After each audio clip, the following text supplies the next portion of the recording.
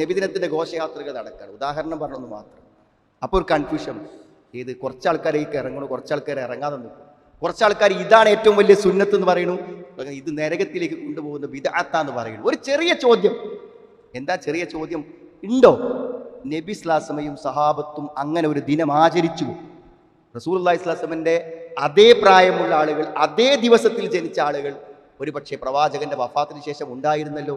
അവർ പ്രവാചകന്റെ വഫാത്ത് കഴിഞ്ഞ് അടുത്തൊരു റബീഉൽ അവ്വൽ വന്നപ്പോൾ ആ 12-ന്റെ അന്ന് എന്തെങ്കിലും ചെയ്തു. ചിലപ്പോൾ തിങ്കളാഴ്ച നോമ്പിനെ തെളിവ് പിടിച്ചിട്ട് പറയും അന്ന് ഞാൻ ജനിച്ച ദിവസമാണെന്നാണ് പറഞ്ഞത്. അപ്പോൾ തിങ്കളാഴ്ചക്ക് ഒരു പ്രത്യേകത ഉണ്ട്, പിന്നെ നബി ജനിച്ച ദിവസത്തിന് പ്രത്യേകത ഉണ്ട് എന്ന് പറയും. അപ്പോൾ സുഹൃത്തുക്കളെ, എന്താ നടത്തേണ്ടത്? നബിദിനത്തിൻ്റെ അന്ന് ചോറ് വിളമ്പല്ലല്ലോ, നോമ്പൊൽക്കല്ലേ വേണ്ടത്. അതാണ് തെളിവെങ്കിൽ, പ്രമാണമെങ്കിൽ അതല്ലേ ചെയ്യേണ്ടിയിരുന്നത്. ഇപ്പൊ യാതൊരു പ്രമാണവും 3 നൂറ്റാണ്ടിൽ ഒരാളും നബിദിനം ആഘോഷിച്ചിട്ടില്ല എന്ന് വ്യക്തമായി കഴിഞ്ഞാൽ മാ അന അലൈഹിൽ യൗമ വസ്ഹാബി. ഒന്നും കൂടെ വ്യക്തമായിട്ട് മറ്റൊരു റിപ്പോർട്ട് കാണാം. മൻ കാന അലാ മിസ്ലി മാ അന അലൈഹി വഅസ്ഹാബി.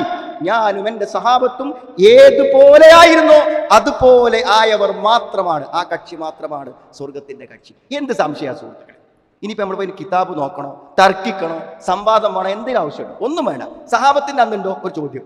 സഹാബത്തിന്റെ അന്നില്ലേ? എന്നാൽ അത് ഇസ്ലാമിൽ ഇല്ലാത്തൊരു കാര്യമാണ്. കാരണം ഇസ്ലാമിനോട് അത്ര പ്രതിബദ്ധതയുള്ള, എന്ത് കണ്ടാലും അത് ചെയ്യണമെന്ന് ആഗ്രഹിച്ച, നബി സ്വല്ലല്ലാഹു അലൈഹി വസല്ലം ഇരുന്നോർത്തിരുന്ന, നബി കഴിച്ച അതേ ഭക്ഷണം കഴിക്കണമെന്ന് വാശി പിടിച്ച ആ ആളുകളുടെ കാളും ഭക്തരാണോ നമ്മൾ?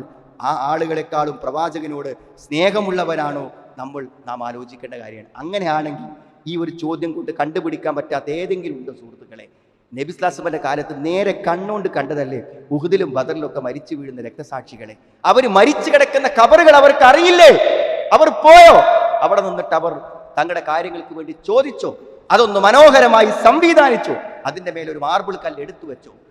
അവരത് ചെയ്തിട്ടില്ലെങ്കിൽ എത്ര മഹാ മരിച്ചാലും ആ ഖബറും പുറത്ത് ഇഷ്ടിക വെക്കാൻ നമുക്കെന്തു തെളിവാനുള്ളത്? മാ അന അലൈഹിൽ യൗമ വഅസ്ഹാബി. ഞാനും സഹാബത്തും പോയ വഴിയാണ് സ്വർഗത്തിന്റെ വഴി എന്നാണ് നമുക്ക് പഠിപ്പിച്ചു തന്നിട്ടുള്ളത്. ഇനി നിങ്ങൾ ആലോചിച്ച് നോക്കും. നിങ്ങൾ ഇപ്പോൾ കഴിഞ്ഞൊരു ദിവസം കേട്ടും ഈ പ്രവാചകന്റെ ജന്മദിനം ആഘോഷിക്കുവാൻ ഇമാം ബുഖാരിയുടെ ഹദീസിൽ തെളിവുണ്ട് എന്ന്. അപ്പം ഇപ്പം നിങ്ങൾ ആ ബുഖാരി എടുത്ത് ആ ഹദീസൊക്കെ എടുത്ത് അബൂലഹബിന് നരകത്തിൽ ഇളവ് കൊടുത്തുള്ള കാരണം നബിൻ്റെ എളാപ്പയായതുകൊണ്ടാണ് എന്നൊക്കെ പരിശോധിച്ച് ഗവേഷണം നടത്തിയിടയ്ക്ക് ഒരു ലളിതമായ ചോദ്യം ഏത് വിവരമില്ലാത്തവരും ചോദിച്ചൂടെ സുഹൃത്തുക്കളെ? എന്നിട്ട് ഈ ഹദീസ് എഴുതി വെച്ച ഇമാം ബുഖാരി റഹ്മഹുല്ല റബീഉൽ അവ്വൽ 12-ന് എന്തു ചെയ്തു? അത് ഏത് സാധാരണക്കാരനും ചോദിക്കാൻ പറ്റിയ ലളിതമായ ചോദ്യമല്ലേ സുഹൃത്തുക്കളെ? ഈ ഹദീസ് രേഖപ്പെടുത്തി വെച്ച ഇമാം ബുഖാരി റഹിമഹുല്ല അദ്ദേഹം മൗലിദ് ആഘോഷിച്ചോ? നബിദിനം ഇല്ലെങ്കിൽ അദ്ദേഹം എഴുതി വെച്ചത് അദ്ദേഹത്തിന് മനസ്സിലാകാതെ പോയോ? ഇമാമിങ്ങളിലെ സുഹൃത്തുക്കളെ, ഇമാമിങ്ങളെ തഖ്ലീദ് ചെയ്യുന്ന ആളുകൾ നമ്മുടെ നാട്ടിലെ ആൾക്കാർ. ഏതെങ്കിലും ഒരു ഇമാമ് ഇത് ആഘോഷിച്ചിട്ടുണ്ടോ? ഇല്ല. ഇപ്പൊ സുഹൃത്തുക്കളെ, നമ്മൾ ആലോചിക്കേണ്ടത് എന്നാലും ഇപ്പൊ എന്താ റസൂലുള്ളാഹിന്റെ മധു പറയല്ലേ, കുട്ടികളെ നബിനെ പറ്റി പ്രസംഗിക്കല്ലേ എന്ന് പറയുന്നവരോട് നമുക്ക് പറയാനുള്ള ഒരു കാര്യം സുഹൃത്തുക്കളെ, ദിക്ർ എത്ര പുണ്യമുള്ള കാര്യം, ദിക്ർ എത്ര പുണ്യമുള്ള കാര്യം. അബൂ മൂസ അശ്അരി റളിയല്ലാഹു അൻഹും അതേപോലെ ഇബ്നു മസ്ഊദ് റളിയല്ലാഹു അൻഹും ഒന്നിച്ച് കണ്ടുമുട്ടുകയാണ്. അപ്പോൾ ഇബ്നു മസ്ഊദ് റളിയല്ലാഹുവിനോട് അബൂ മൂസ അശ്അരി റഹിമഹുല്ലാ അദ്ദേഹം റളിയല്ലാഹു അൻഹു പറയുന്ന ഒരു സംഭവം, ഞാൻ ഇന്നലെ പള്ളിക്ക് കുറച്ച് ആൾക്കാർ ഇങ്ങനെ കൂടിയിരുന്നിട്ട് അവരവിടെ ഇങ്ങനെ ദിക്ർ ചെല്ലുന്നതായിട്ട് ഞാൻ കണ്ടു. അപ്പോൾ അത് എന്താണ്? കബ്ബീറുമിഅ 100 പ്രാവശ്യം അല്ലാഹു അക്ബർ എന്ന് പറയും, ഹല്ലിലൂമിഅ 100 വട്ടം ലാ ഇലാഹ ഇല്ലല്ലാഹ് എന്ന് പറയൂ എന്ന് പറയും. അപ്പോൾ ഇതൊരു കല്ലെടുത്തേക്കും, അടുത്ത് വെക്കുമ്പോൾ അടുത്തൊരു കല്ല് വെക്കും, അങ്ങനെ എണ്ണം പിടിക്കാൻ വേണ്ടി കല്ല് വെച്ചിട്ട് തക്ബീർ ചെല്ലുന്നത് കണ്ടു എന്നാണ്. അപ്പോൾ ഈ സംഭവത്തെക്കുറിച്ച് പറഞ്ഞപ്പോൾ അവരാ എണ്ണിക്കൊണ്ടിരിക്കുന്നവിടെ പാപങ്ങളെയാണ് ഓരോ എണ്ണം.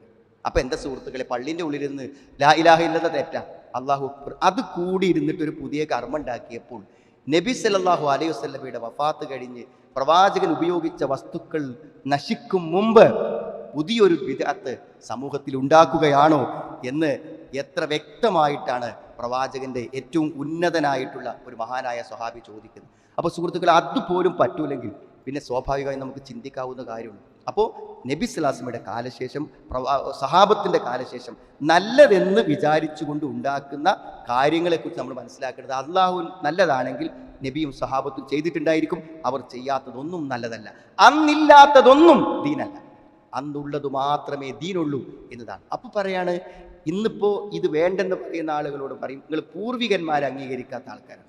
ഏതാ സുഹൃത്തുക്കളെ ഈ പൂർവികന്മാർ? നമ്മുടെ പൂർവികന്മാരാരാ? വജദ്നാ അലൈഹി ആബാഅനാ എന്ന് പറഞ്ഞ നമ്മുടെ വാപ്പകാരണന്മാരാണ്.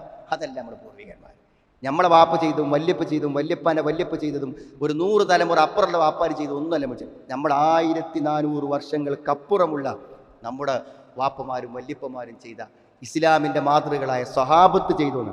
നമ്മൾ പൂർവികന്മാരെ ഒഴിവാക്കിയിട്ടില്ല, അവരെ കൈയൊഴിച്ചിട്ടില്ല. നമ്മൾ ഇഷ്ടം പോലെ നോക്കി ഖുർആൻ ഹദീസിലും ഗവേഷണം നടത്തിയിട്ടില്ല. അവരൊന്നും ചെയ്യാത്തത് നമുക്ക് ചെയ്യാൻ പാടില്ലെന്നതാണ് യഥാർത്ഥം. നബി ചെയ്തോ? ഇല്ല. സ്വഹാബത്ത് ചെയ്തോ? ഇല്ല എന്നാണ് ഉത്തരമെങ്കിൽ അതാണ് എനിക്ക്. ഇനി നിങ്ങൾ ആലോചിച്ച് നോക്കൂ സുഹൃത്തുക്കളെ, ഈ ബിദ്അത്തുകൾ നമ്മുടെ നരകത്തിലേക്ക് കൊണ്ടുപോകുന്നതാണ്. കുല്ലു ബിദ്അത്തിൻ ളലാല വ കുല്ലു ളലാലത്തിൻ ഫിന്നാർ. എല്ലാ ദിവസവും കേൾക്കണല്ലേ, എല്ലാ ദീനിൽ പുതിയതാണ്ടൊക്കെ ബിദ്അത്താണ്. അത് നരകത്തിലേക്ക് നമ്മളെ നയിക്കുന്നതാണെന്ന്. ഈ തെറ്റും വ്യഭിചരിക്കണോനും കള്ളുടിക്കണോനൊക്കെ എന്താ അറിയോ, അത് കുറച്ചെല്ലാം കഴിയുമ്പോൾ തെറ്റാന്ന് വിചാരിച്ചൊരു പക്ഷേ അയാൾ തൗബ ചെയ്ത് തിരിച്ചു വരും. എന്നാൽ ഇതൊക്കെ ഭയങ്കര പുണ്യം കിട്ടുന്ന കാര്യമാണ്, റസൂലുള്ളാഹിന്റെ കൂടെ സ്വർഗ്ഗത്തിൽ കിടക്കാൻ പറ്റുന്ന കാര്യമാണെന്ന് വിശ്വസിച്ച് ചെയ്യുന്ന ആളുകൾ ഇത് എന്തെങ്കിലും നിർത്തൂ സുഹൃത്തുക്കളെ. നരകത്തിൽ പോകുന്ന തെറ്റ് പുണ്യമാണെന്ന് ചെയ്യുന്ന മഹാവിപത്തുക്കളാണ് ബിദ്അത്ത് കൊണ്ടുണ്ടാവാൻ പോകുന്നത് എന്ന് നമ്മൾ ആലോചിക്കണം.